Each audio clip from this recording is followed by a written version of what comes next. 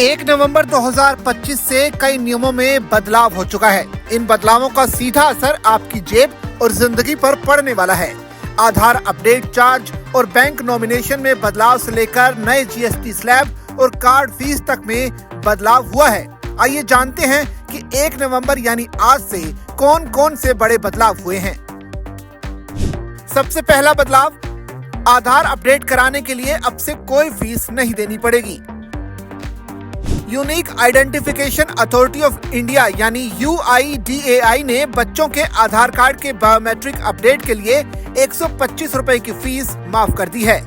ये 1 साल तक फ्री रहेगा। बड़ों के लिए नाम, जन्म तिथि, पता या फिर मोबाइल नंबर अपडेट करने के लिए 75 रुपए और फिंगरप्रिंट और आइरिस स्कैन जैसी बायोमेट्रिक डिटेल्स में बदलाव के लिए 125 रुपए लगेंगे। दूसरा बड़ा बदलाव बैंक से जुड़ा हुआ है। 1 नवंबर 2025 यानी आज से बैंक कस्टमर्स को एक अकाउंट, लॉकर या सेफ कस्टडी आइटम के लिए 4 लोगों को नॉमिनी बना सकते हैं। इस नए नियम का मकसद परिवारों के लिए इमरजेंसी के समय फंड्स तक पहुंचना आसान बनाना और मालिकाना हक के झगड़ों से बचना है। का प्रोसेस भी कस्टमर्स के लिए आसान बना दिया गया है। तीसरा बड़ा बदलाव SBI कार्ड को लेकर किया गया है। 1 नवंबर 2025 से SBI कार्ड यूजर्स को मोबिक्विक और क्रेड जैसी थर्ड पार्टी एप्स के जरिए एजुकेशन से जुड़े पेमेंट्स पर 1% फीस देनी होगी। इसके अलावा SBI कार्ड का इस्तेमाल करके डिजिटल वॉलेट में 1000 रुपए से ज्यादा लोड करने पर भी 1% फीस लगेगी। चौथा बड़ा बदलाव, पेंशन पाने के लिए अब से लाइफ सर्टिफिकेट जमा कराना जरूरी हो गया है। सभी रिटायर्ड सेंट्रल और स्टेट गवर्नमेंट कर्मचारियों को अपना सालाना लाइफ सर्टिफिकेट नवंबर के आखिर तक जमा कराना होगा।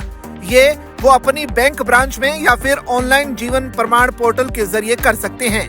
डेडलाइन मिस करने पर पेंशन पेमेंट में देरी हो सकती है या फिर वो बंद भी हो सकती है। पांचवा बड़ा बदलाव, न्यू जीएसटी स्लैब लागू होंगे। 1 नवंबर 2025 से सरकार कुछ खास चीजों के लिए स्पेशल रेट के साथ एक नया 2 स्लैब जीएसटी सिस्टम शुरू करेगी। पहले का 5%, 12%, 18% और 28% वाला 4 स्लैब सिस्टम बदल दिया गया है। 12% और 28% वाले स्लैब को हटा दिया गया है, जबकि लग्जरी और सिन गुड्स पर 40% का रेट लगेगा। इस कदम का मकसद भारत के इनडायरेक्ट टैक्स स्ट्रक्चर को आसान बनाना है। और आखिर में छठा बड़ा बदलाव, एनपीएस से यूपीएस में जाने के लिए समय सीमा 30 नवंबर तक। यानी केंद्र सरकार के जो कर्मचारी नेशनल पेंशन सिस्टम से यूनिफाइड पेंशन सिस्टम में जाना चाहते हैं, उनके पास अब इस प्रोसेस को पूरा करने के लिए 30 नवंबर तक का समय है। इस एक्सटेंशन से कर्मचारियों को रिव्यू करने और स्विच करने के लिए ज्यादा समय मिलेगा।